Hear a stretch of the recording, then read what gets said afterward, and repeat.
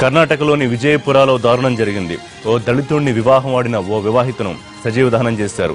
నిండు గర్భిణి అని కూడా చూడకుండా పరువు హత్య చేశారు.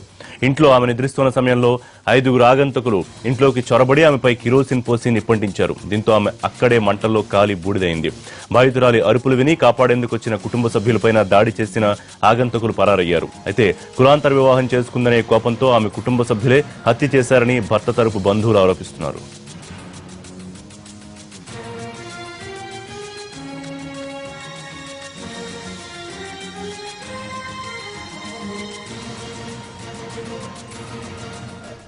ಊರದಲ್ಲಿ ಫಿರ್ಯಾದಿದಾರಾದ ಶ್ರೀ ಸಾಯಿಬಣ್ಣ ಶರಣಪ್ಪ ಕೊಣ್ಣೂರ್ ಅವರು ಕೊಡದ ದೂರು ಮೇಲೆ ಅವರು ಮತ್ತು ಅವರ ಹೆಂಡತಿ